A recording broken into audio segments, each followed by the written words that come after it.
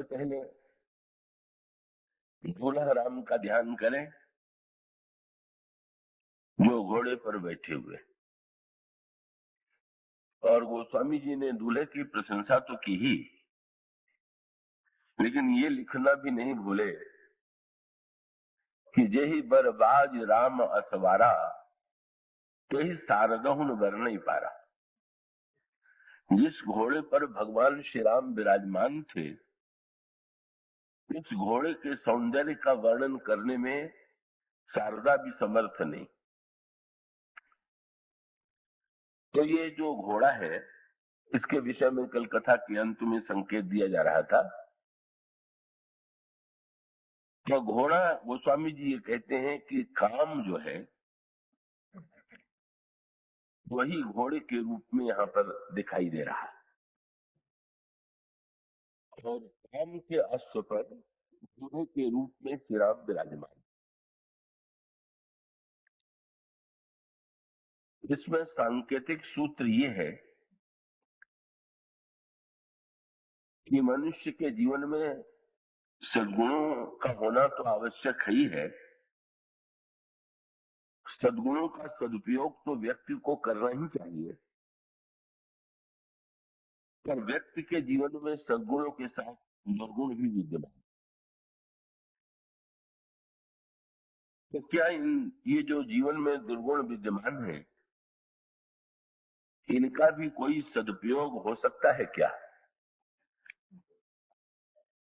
और दुर्गुणों में भी जिन दुर्गुणों की सबसे अधिक निंदा की गई है, भगवान श्री राम लक्ष्मण से कहते हैं कि सारे दुर्गुणों में सबसे भयानक दुर्गुण तीन।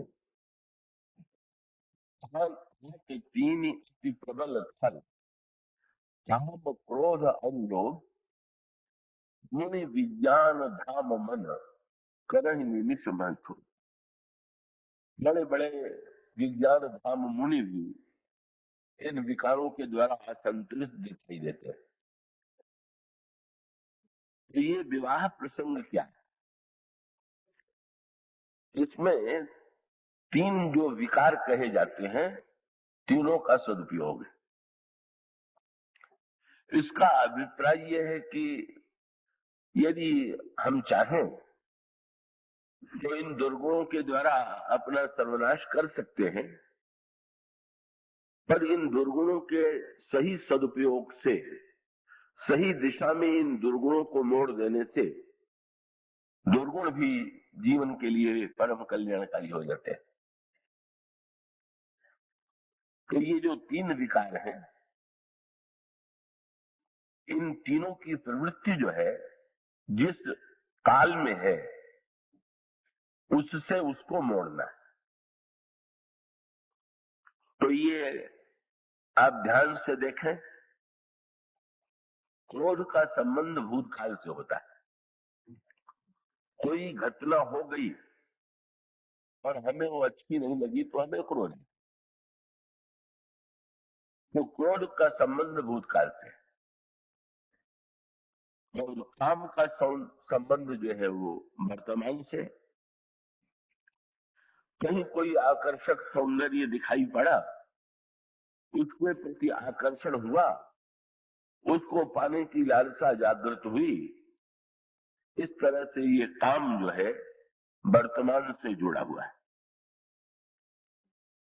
और ये जो लोभ है, ये भविष्य से जुड़ा हुआ। इतना लोभ क्यों कर रहे हैं भाई? बोले आगे क्या होगा। भविष्य की चिंता से व्यक्ति ने लोभ को जोड़ दिया, वर्तमान के आनंद से व्यक्ति ने काम को जोड़ दिया, और भूतकाल से व्यक्ति ने क्रोध को जोड़ दिया। और परिणाम क्या होता है? हानि ही हानि। तो क्रोध हुआ भूतकाल पर और वो वर्तमान में हो रहा है, तो भूतकाल तो बुरा हो ही गया, वर्तमान भी बुरा हो रहा, वर्तमान और नष्ट हो रहा। जो घटना घट गई, जब हम उस पर क्रोध करते हैं तो परिणाम होता है कि हमारे वर्तमान काल में भी शोक की सृष्टि होती है। मुझे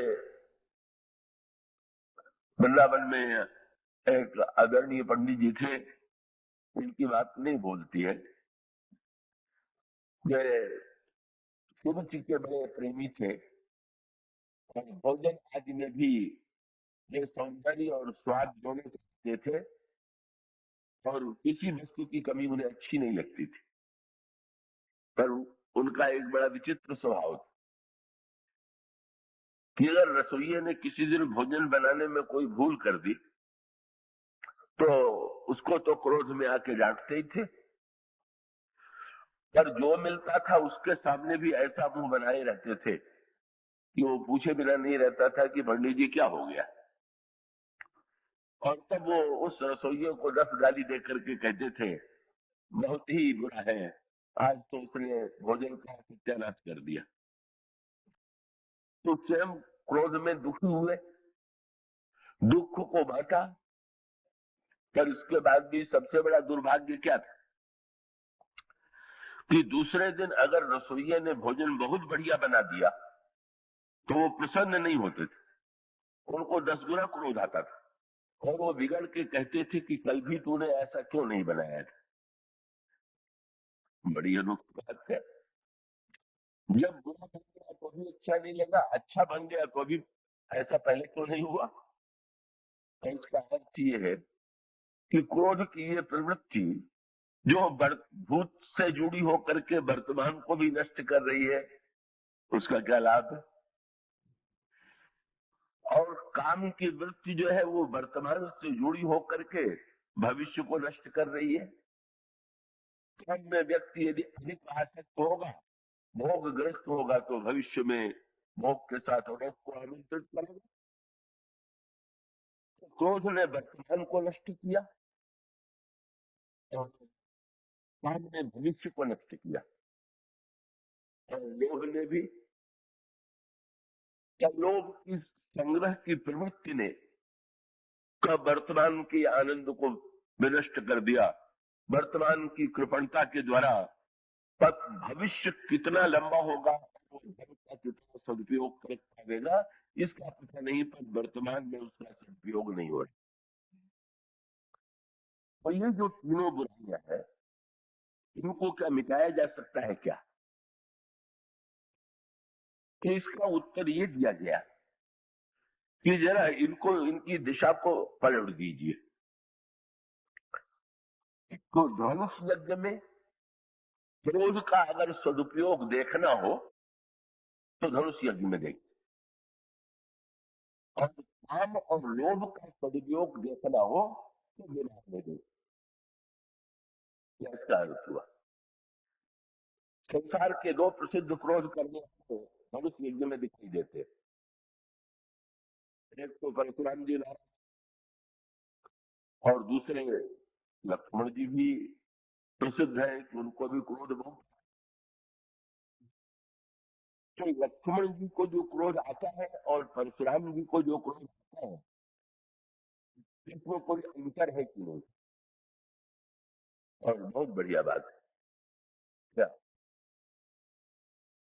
क्रोध को अगर भविष्योन्मुख बना दीजिए, भूतोन्मुख के स्थान पर वो भूतकाल से न जुड़ करके भविष्य से जुड़ जाए, भविष्य के लिए अगर कल्याण की सृष्टि करे तो क्रोध आवश्यक। परशुराम जी के क्रोध में और लक्ष्मण जी के क्रोध में यही अंतर है। भूतोन्मुख क्रोध देखना हो जो भूतकाल से जुड़ा हुआ है तो वो क्रोध है परशुराम जी, और भविष्य के लिए जो प्रेरणा देने वाला क्रोध है वो क्रोध है लक्ष्मण जी का। मैं आशा करता हूं कि आप पूरी एकाग्रता से विषय को सुनेंगे। परशुराम जी की समस्या क्या है, धनुष टूट गया। अगर परशुराम जी चाहते थे कि धनुष न टूटने पावे तो उनके लिए तो उचित समय यह था कि जब जनक जी ने प्रतिज्ञा की कि मैं धनुष तोड़ने वाले को कन्या दूंगा, तभी आकर के वो जनक जी को फटकार देते, जनक जी को डांट देते कि तुम ऐसी प्रतिज्ञा बिल्कुल नहीं करोगे। के राजा एकत्र हुए, सब परशुराम जी सभा में आकर के कह सकते थे कि कोई धनुष नहीं तोड़ेगा, लेकिन वो नहीं आए। क्यों? उन्होंने अपनी कल्पना में ये मान लिया कि प्रतिज्ञा से क्या होता है, एकत्र होने से क्या होता है, भगवान शंकर का धनुष तो कोई तोड़ ही नहीं सकता। ये उन्होंने अपने मन में कल्पना में मान लिया। जब वो मान लिया तो नहीं सत्य सिद्ध हुआ, और जब धनुष टूट गया तब वे आते हैं। अब उनका जो क्रोध है उसकी कोई सार्थकता है क्या? इसीलिए जो वाक्य लक्ष्मण जी ने कहा वो बड़ा सार्थक है। क्या कि महाराज, अगर आपके क्रोध करने से टूटा हुआ धनुष भी पिघल के जुड़ जाए तो क्रोध करिए। लेकिन बड़े आश्चर्य की बात है कि आप जानते हैं कि धनुष जो टूट गया अब वो जोड़ने वाला नहीं। तो महाराज वाक्य कितना सुंदर है। क्या? टूट चाप नहीं जुरी ही दिशाने, तब बैठी होई ही पाए पिराने। धनुष तो टूट ही गया, अब अपना पैर मत तोड़िए।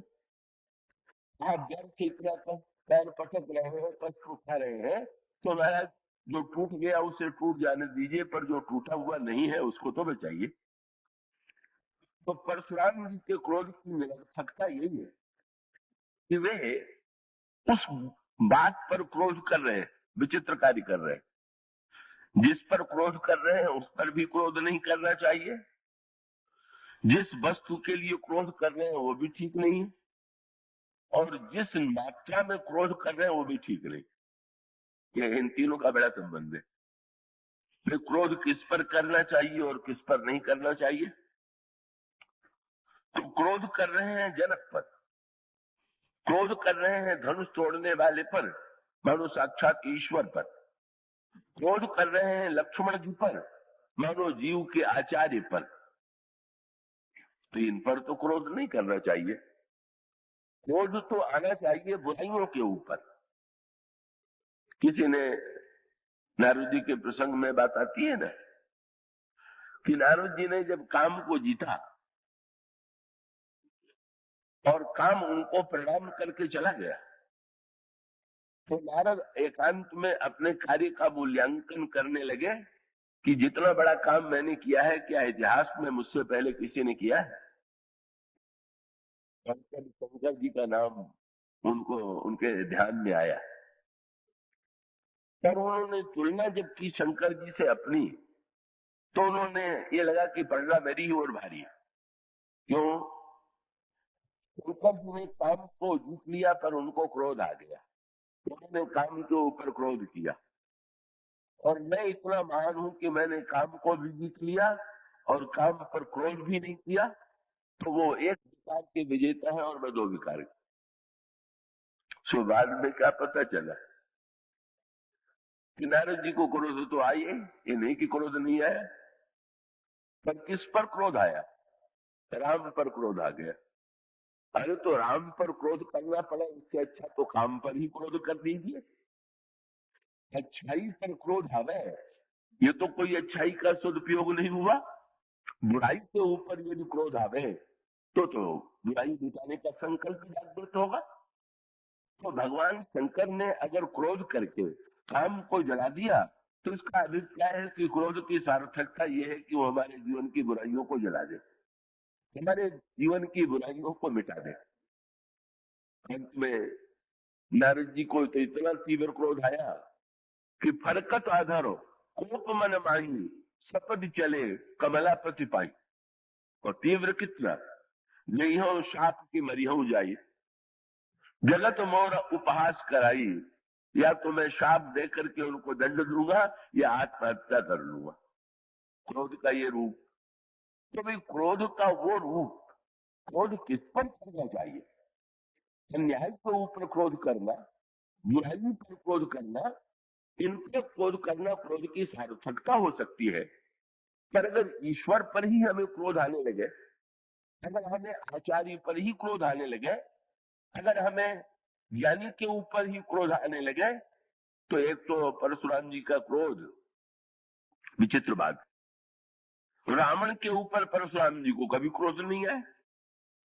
अगर इतने बड़े शक्तिशाली तो थे ही, पर एक बार भी इतिहास में बात नहीं आती है कि परशुराम जी को ये क्रोध आया हो कि वो रावण को जाकर के फटकार करके रावण से ये कहें कि अगर तुम इस प्रकार का अन्याय करोगे तो मैं तुम्हें दंड दूंगा, या 1000 भुजा वाले का कि भुजा जब मैंने काट ली है तो तुम्हारी 20 भुजा को काटने में भी मुझे विलंब नहीं लगेगा।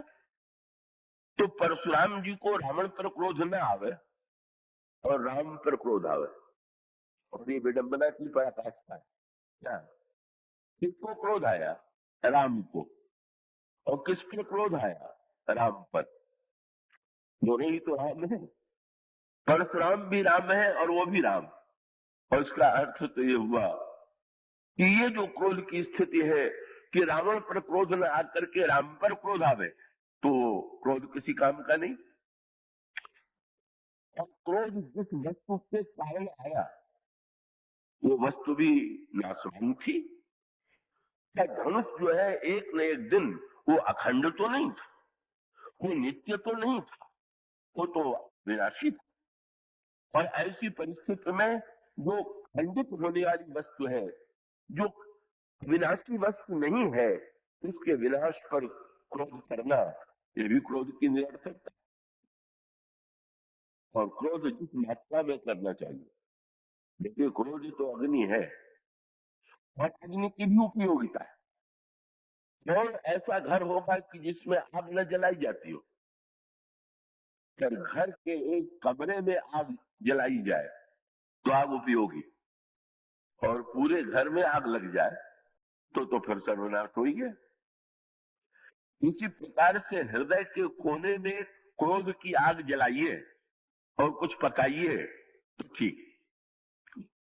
पर क्रोध की मात्रा परशुराम जी में कितनी आ गई और किस बात पर आ गई? तो स्वामी जी ने कहा लक्ष्मण जी बार बार मुस्कुरा देते, और लक्ष्मण जी की मुस्कुराहट देख करके परशुराम जी को क्रोध आ रहा है।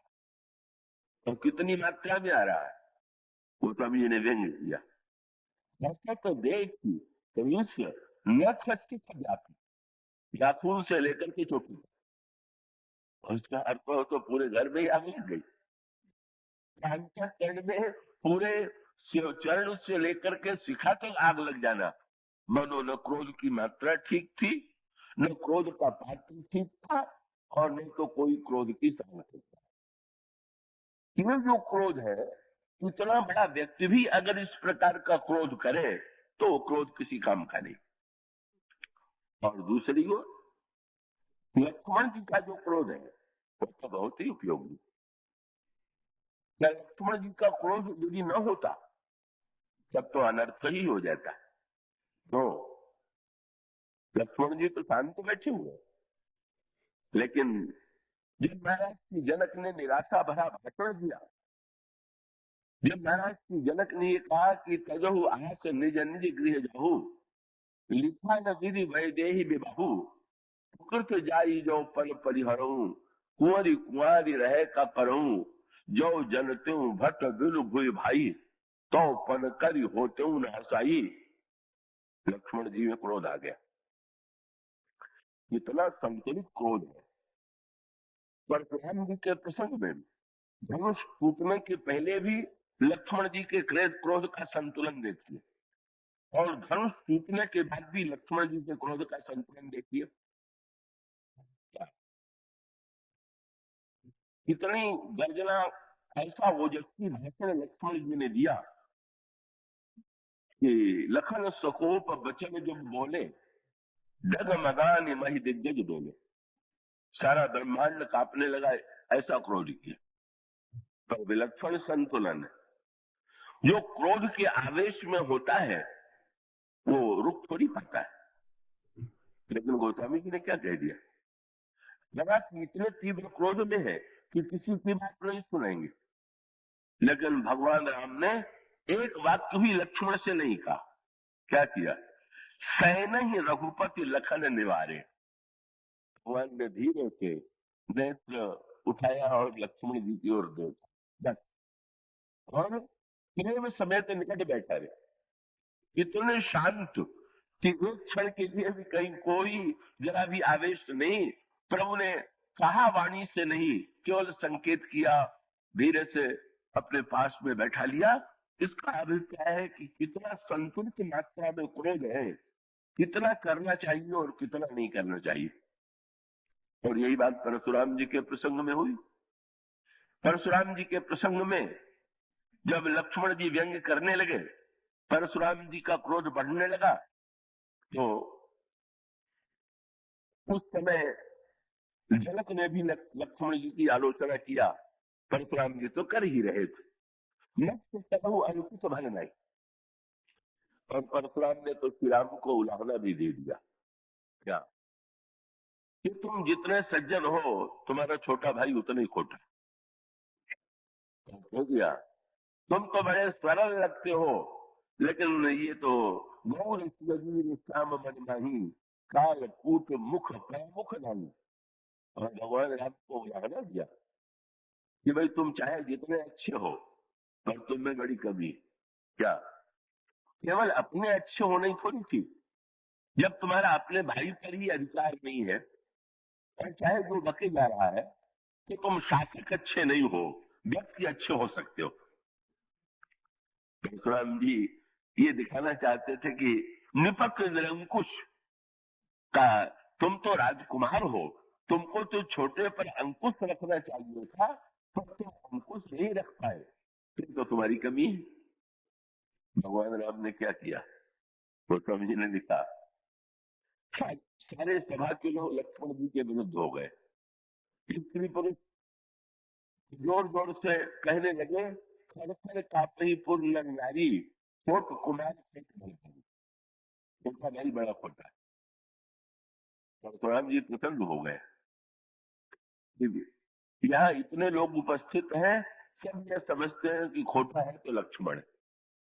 वे नहीं समझ पाए कि बात बिल्कुल उल्टी थी। वो लक्ष्मण जी को खोटा जो कह पाए, तो इसीलिए कि वो समझते थे कि सुन के भी ये कुछ नहीं करेंगे। पर परशुराम जी से इतना डरते हैं कि इनके विषय में कुछ मुंह से निकला तो सीधे फरसे ही सिर पर चलेगा। तो वोट देने से ही सिद्ध नहीं हो जाता कि आपके विषय में कोई कुछ न बोला क्या है तो आप बहुत अच्छे। डर के बारे में भी किसी व्यक्ति के बारे में कुछ न कह पाना, ये तो लाचारी होती है।